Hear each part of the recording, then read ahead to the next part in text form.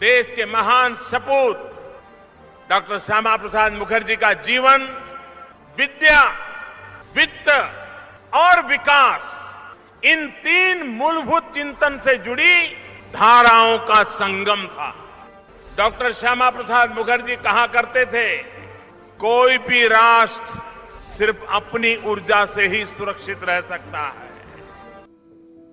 भारत के प्रधानमंत्री नरेंद्र मोदी भारतीय जनसंघ के संस्थापक डॉक्टर श्यामा प्रसाद मुखर्जी होने के मायने समझा रहे थे।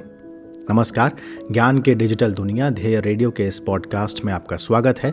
आज बात करेंगे उस राजनीतिक शख्सियत की जो राष्ट्रवाद के प्रखर अगुवा रहे, मात्र 33 बरस की उम्र में कलकत्ता विश्वविद्यालय के कुलपति रहे और जिनकी पुण्यतिथि को भारतीय जनता पार्टी बलिदान दिवस के रूप में मनाती है। उनका नाम है डॉक्टर श्यामा प्रसाद मुखर्जी। राजनीति में कुछ नाम ऐसे होते हैं जो हमेशा चर्चा के केंद्र में बने रहते हैं। उनकी योग्यता अयोग्यता पार्टी की विचारधारा के आधार पर तय की जाती है। जनसंघ के संस्थापक डॉक्टर श्यामा प्रसाद मुखर्जी का नाम गाहे बगाहे चर्चाओं में बना रहता है। खासकर बीते कुछ समय में ये नाम राजनीति के गलियारों में खूब गूंजा। कारण था जम्मू कश्मीर से धारा 370 का हटाया जाना। डॉक्टर मुखर्जी अनुच्छेद 370 के मुखर विरोधी थे और हमेशा चाहते थे कि कश्मीर पूरी तरह से भारत का हिस्सा बने और वहां भी अन्य राज्यों की तरह समान कानून लागू हों। अनुच्छेद 370 के विरोध में उनके ये शब्द नारे की तरह इस्तेमाल किए जाने लगे कि एक देश में 2 निशान, 2 विधान और 2 प्रधान नहीं चलेंगे।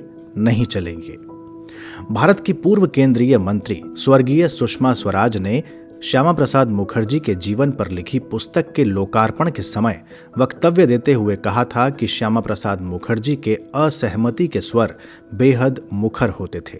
सुनिए।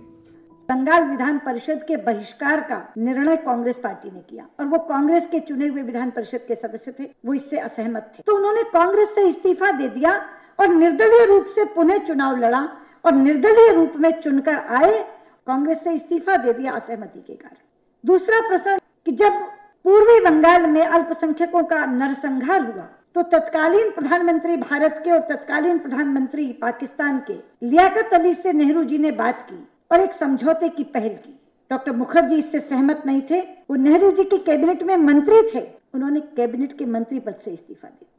तीसरा प्रसंग इसमें आता है कि वो हिंदू महासभा के अध्यक्ष थे, कई पदों पर रहे थे। उन्होंने एक समय हिंदू महासभा को सलाह दी कि आप राजनीतिक काम छोड़कर अब सामाजिक कार्यों में लग जाइए। पहले उन लोगों ने सलाह मानी, बाद में वो पलट गए। तो उन्होंने हिंदू महासभा के सभी पदों से इस्तीफा दिया। और चौथा प्रसंग सबको मालूम है कि जब जम्मू कश्मीर में परमिट सिस्टम लागू हुआ तो इसका विरोध करते हुए तो इस्तीफा क्या जीवन का ही बलिदान दे दिया। यानी उनकी असहमति केवल रस्म निभाई के लिए नहीं होती थी, उनकी असहमति आंतरिक निष्ठा से प्रेरित होती थी। ये आवाज थी पूर्व केंद्रीय मंत्री सुषमा स्वराज की। पंडित जवाहरलाल नेहरू ने डॉक्टर श्यामा प्रसाद मुखर्जी को अपनी अंतरिम सरकार में मंत्री बनाया था, लेकिन दोनों के बीच कुछ मुद्दों को लेकर मतभेद रहे और डॉक्टर मुखर्जी ने त्यागपत्र दे दिया। इसके बाद डॉक्टर मुखर्जी ने अक्टूबर 1951 में राष्ट्रीय जनसंघ की स्थापना की। उस साल हुए आम चुनावों में राष्ट्रीय जनसंघ के 3 सांसद चुने गए, जिनमें एक डॉक्टर श्यामा प्रसाद मुखर्जी भी थे।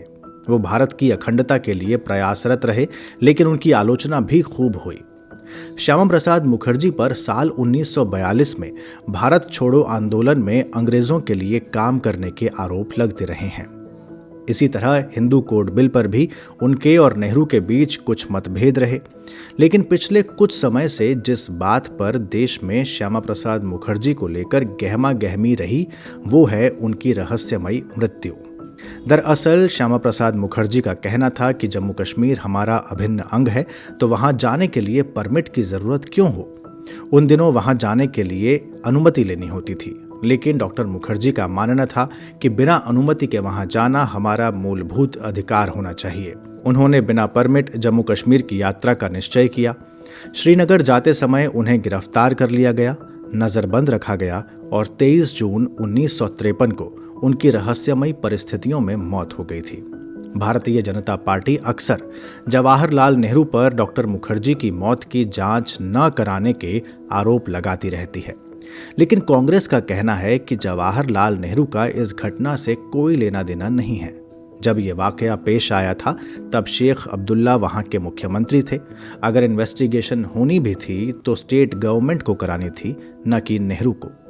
वैसे इन सब के अलावा साल 2018 में बंगाल में जब श्यामा प्रसाद मुखर्जी की मूर्ति को नुकसान पहुंचाने की खबरें आई थीं, तब श्यामा प्रसाद मुखर्जी को लेकर खूब सियासत हुई थी। खैर, ये राजनीति है। यहाँ विचारधाराओं की लड़ाई में एक पांव अतीत की कोठरी में फंसाकर वर्तमान को सुरक्षित रखने की कोशिशें होती हैं। हर पार्टी या विचारधारा से जुड़ी संस्थाओं में ये होता है और होता रहता है। जैसे डॉक्टर श्यामा प्रसाद मुखर्जी भारतीय जनता पार्टी में समय समय पर याद किए जाते हैं। हालांकि उनके विचारों और भाजपा के विचारों में कितना अंतर है, इस पर भी बात की जा सकती है, लेकिन फिर कभी। फिलहाल तो केवल इतना ही कि राजनीति में एक मत से किसी को स्वीकार नहीं किया जाता, फिर भी बहुमत से स्वीकार किए जाने वाले राजनेताओं के कार्यों में भी आलोचना के तत्व मौजूद रहते हैं, और ये होना भी चाहिए, क्योंकि बगैर विपक्ष के राजनीति का होना लोकतंत्र के लिए खतरे से कम नहीं है। तो ये था आज का ध्येय पॉडकास्ट।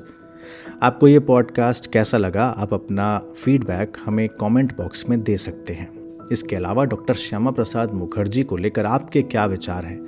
आज की राजनीति में उनको याद किया जाना कितना ज़रूरी है?